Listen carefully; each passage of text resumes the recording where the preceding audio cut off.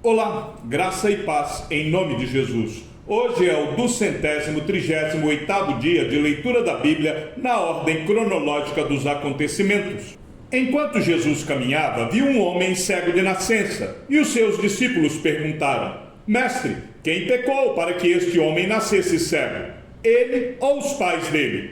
Jesus respondeu: Nem ele pecou, nem os pais dele, mas isso aconteceu para que nele se manifestem as obras de Deus.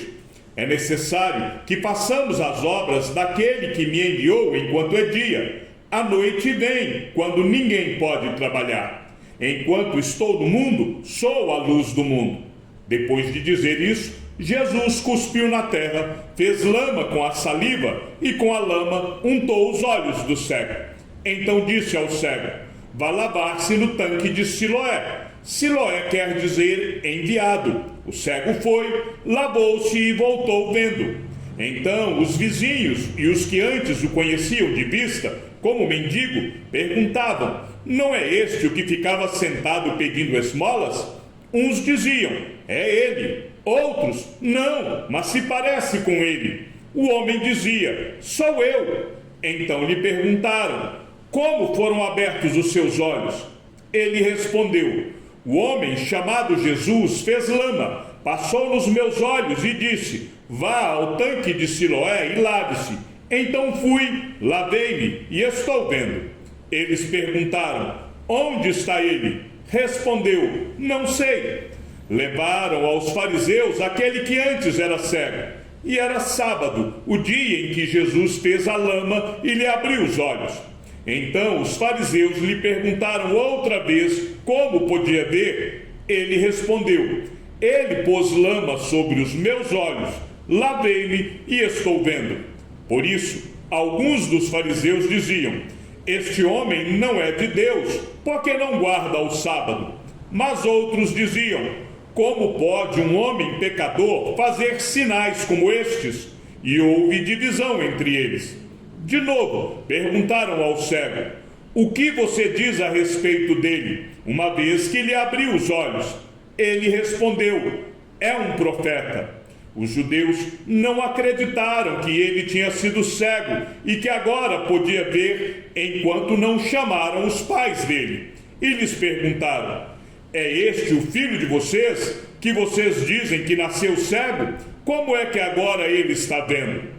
Então os pais responderam: Sabemos que este é o nosso filho e que nasceu cego, mas não sabemos como agora está vendo, e também não sabemos quem lhe abriu os olhos. Perguntem a ele, pois já tem idade e poderá falar por si mesmo. Os pais dele disseram isso porque estavam com medo dos judeus, pois estes já tinham combinado que, se alguém confessasse que Jesus era o Cristo, seria expulso da sinagoga. Foi por isso que os pais dele disseram: Ele já tem idade e poderá falar por si mesmo. Então chamaram pela segunda vez o homem que tinha sido cego e lhe disseram: Diga a verdade diante de Deus. Nós sabemos que esse homem é pecador. Ele respondeu: Se é pecador, não sei. Uma coisa sei: eu era cego e agora vejo. Perguntaram-lhe outra vez: O que ele fez a você? Como lhe abriu os olhos? Ele respondeu: Já lhes disse, mas vocês não ouviram. Por que querem ouvir outra vez? Por acaso vocês também querem se tornar discípulos dele? Então o insultaram e lhe disseram: Discípulo dele é você. Nós somos discípulos de Moisés. Sabemos que Deus falou a Moisés, mas este nem sabemos de onde é. O homem respondeu: É estranho que vocês não saibam de onde ele é, mas ele me abriu os olhos.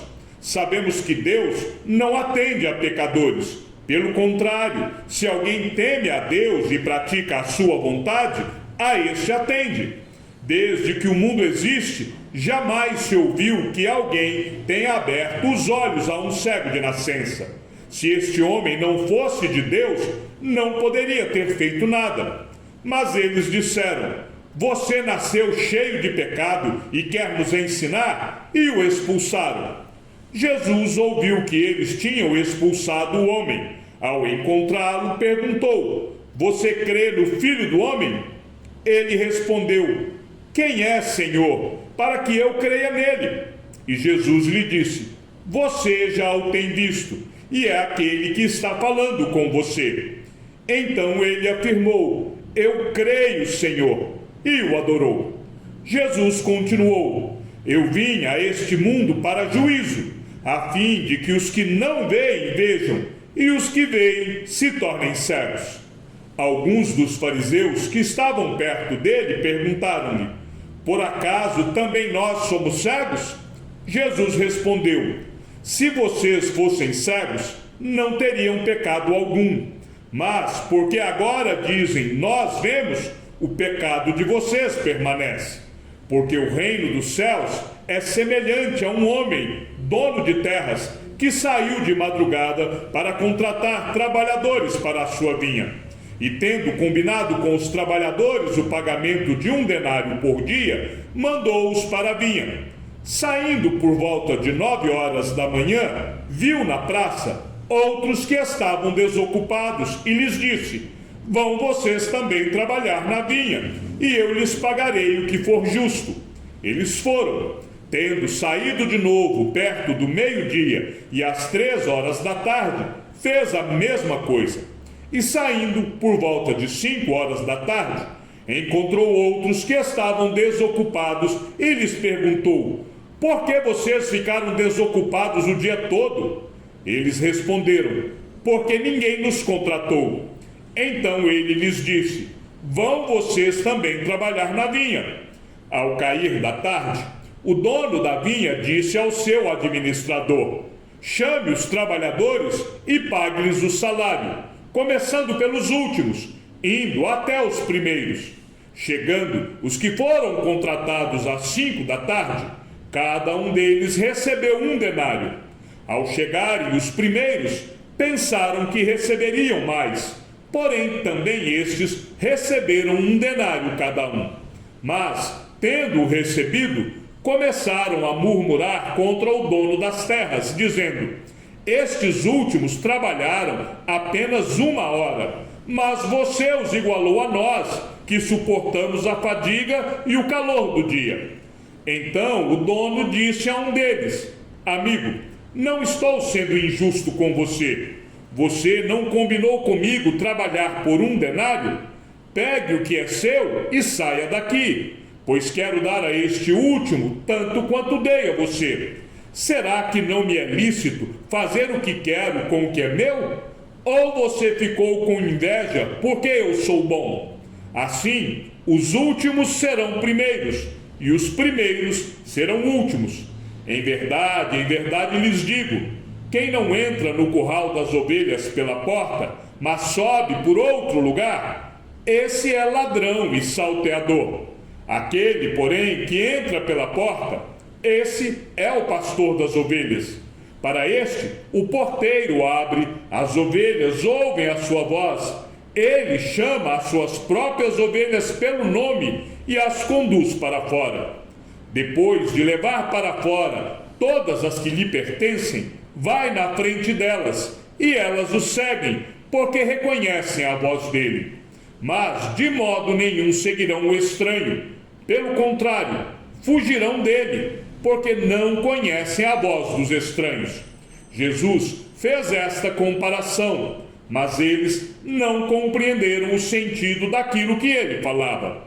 Então Jesus disse mais uma vez: em verdade lhes digo que eu sou a porta das ovelhas. Todos os que vieram antes de mim são ladrões e salteadores, mas as ovelhas não lhes deram ouvidos. Eu sou a porta. Se alguém entrar por mim, será salvo. Entrará, sairá e achará pastagem. O ladrão vem somente para roubar, matar e destruir. Eu vim para que tenham vida e a tenham em abundância. Eu sou o bom pastor. O bom pastor dá a vida pelas ovelhas. O mercenário, que não é pastor, a quem não pertencem as ovelhas, vê o lobo chegando, abandona as ovelhas e foge. Então o lobo as arrebata e dispersa. O mercenário foge, porque é mercenário e não se importa com as ovelhas. Eu sou o bom pastor, conheço as minhas ovelhas e elas me conhecem, assim como o Pai me conhece e eu conheço o Pai, e dou a minha vida pelas ovelhas. Ainda tenho outras ovelhas, não deste aprisco. Preciso trazer também estas. Elas ouvirão a minha voz, e então haverá um só rebanho e um só pastor. Por isso o Pai me ama, porque eu dou a minha vida para recebê-la outra vez. Ninguém tira a minha vida. Pelo contrário, eu espontaneamente a dou. Tenho autoridade para entregá-la e também para reavê-la. Este mandato recebi de meu Pai. Por causa dessas palavras, houve nova divisão entre os judeus. Muitos deles diziam: ele tem demônio e enlouqueceu. Por que vocês ouvem o que ele diz? Outros diziam: este modo de falar não é de endemoniado. Será que um demônio pode abrir os olhos aos cegos? Celebrava-se em Jerusalém a festa da dedicação. Era inverno. Jesus passeava no templo, no pórtico de Salomão. Então os judeus o rodearam e disseram: até quando você nos deixará nesse suspense? Se você é o Cristo, diga francamente. Jesus respondeu: já falei, mas vocês não acreditam. As obras que eu faço em nome do meu Pai dão testemunho de mim. Mas vocês não creem, porque não são das minhas ovelhas. As minhas ovelhas ouvem a minha voz. Eu as conheço e elas me seguem. Eu lhes dou a vida eterna. Jamais perecerão e ninguém as arrebatará da minha mão. Aquilo que meu Pai me deu é maior do que tudo. E da mão do Pai ninguém pode arrebatar. Eu e o Pai somos um. Os judeus mais uma vez pegaram pedras com a intenção de apedrejá-lo. Mas Jesus lhes disse: tenho mostrado a vocês muitas obras boas da parte do Pai. Por qual delas querem me apedrejar?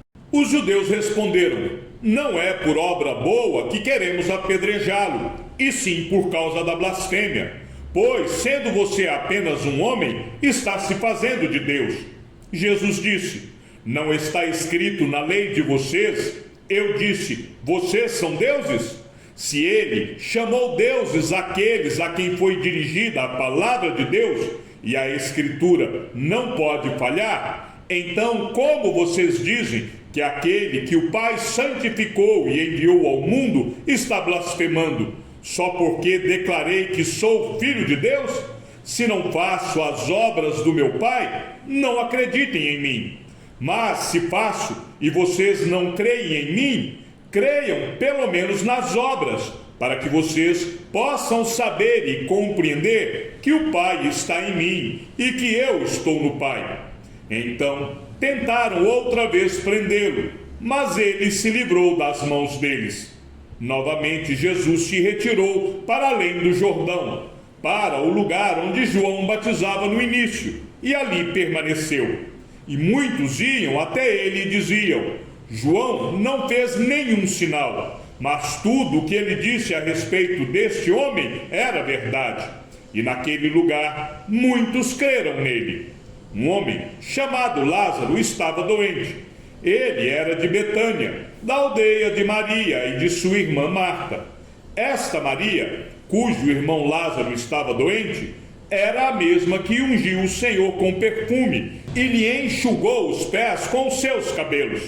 Por isso, as irmãs de Lázaro mandaram dizer a Jesus: aquele que o Senhor ama está doente.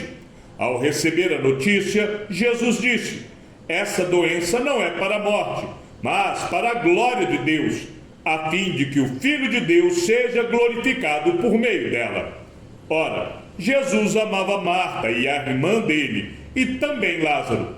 Quando soube que Lázaro estava doente, ainda se demorou 2 dias no lugar onde estava. Depois disse aos seus discípulos: vamos outra vez para a Judéia. Os discípulos disseram: Mestre, ainda há pouco os judeus queriam apedrejá-lo, e o Senhor quer voltar para lá? Jesus respondeu: não é verdade que o dia tem 12 horas? Se alguém andar de dia, não tropeça, porque vê a luz deste mundo. Mas se andar de noite, tropeça, porque nele não há luz. Tendo dito isto, acrescentou: nosso amigo Lázaro adormeceu, mas vou para despertá-lo. Então os discípulos disseram: Senhor, se dorme, estará salvo. Jesus falava da morte de Lázaro, mas eles pensavam que tivesse falado do repouso do sono.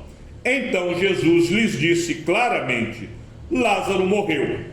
Por causa de vocês me alegro de que não estivesse lá, para que vocês possam crer. Mas vamos até ele. Então Tomé, chamado Dídimo, disse aos outros discípulos: vamos também nós para morrer com o mestre. Quando Jesus chegou, encontrou Lázaro já sepultado havia 4 dias. Ora, Betânia ficava a mais ou menos 3 quilômetros de Jerusalém. Muitos dos judeus vieram visitar Marta e Maria, a fim de consolá-las por causa do irmão. Marta, quando soube que Jesus estava chegando, foi encontrar-se com ele. Maria, porém, ficou sentada em casa. Então Marta disse a Jesus: se o Senhor estivesse aqui, o meu irmão não teria morrido. Mas também sei que, mesmo agora, tudo que o Senhor pedir a Deus, Ele concederá. Jesus disse a ela: o seu irmão há de ressurgir. Ao que Marta respondeu: eu sei que ele há de ressurgir na ressurreição, no último dia. Então Jesus declarou: eu sou a ressurreição e a vida. Quem crê em mim, ainda que morra, viverá. E todo o que vive e crê em mim, não morrerá eternamente.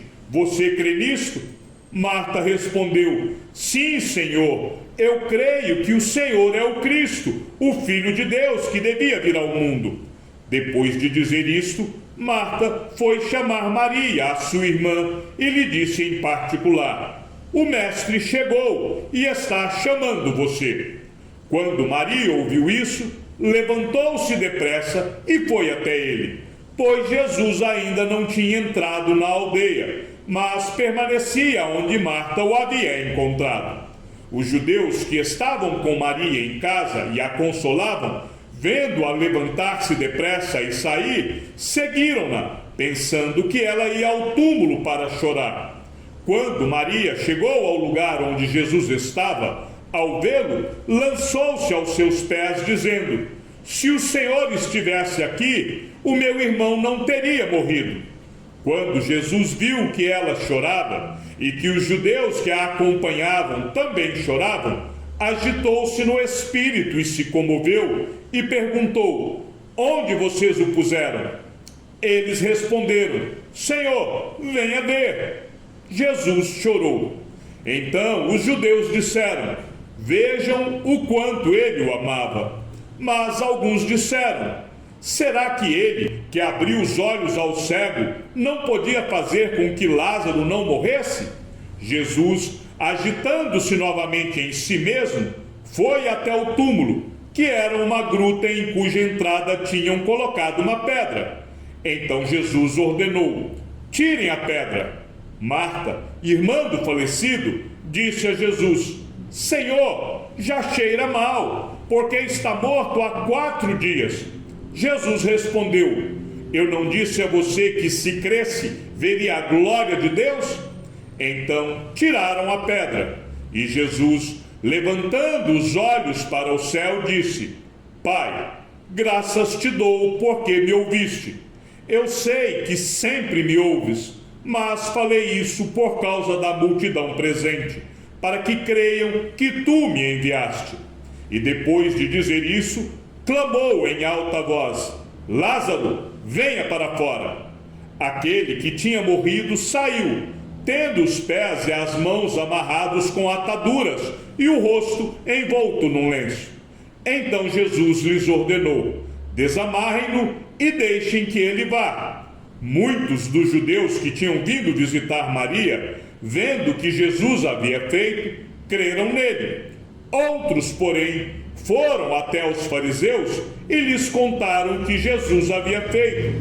Então os principais sacerdotes e os fariseus convocaram o sinédrio e disseram: o que estamos fazendo, uma vez que este homem opera muitos sinais? Se o deixarmos assim, todos crerão nele. Depois virão os romanos e tomarão não só o nosso lugar, mas a própria nação. Mas um deles, Caifás, que era sumo sacerdote naquele ano, advertiu-os dizendo: vocês não sabem nada, nem entendem que é melhor para vocês que morra um só homem pelo povo e que não venha a perecer toda a nação? Ora, Caifás não disse isto por conta própria, mas, sendo sumo sacerdote naquele ano, profetizou que Jesus estava para morrer pela nação. E não somente pela nação, mas também para reunir em um só corpo os filhos de Deus que andam dispersos.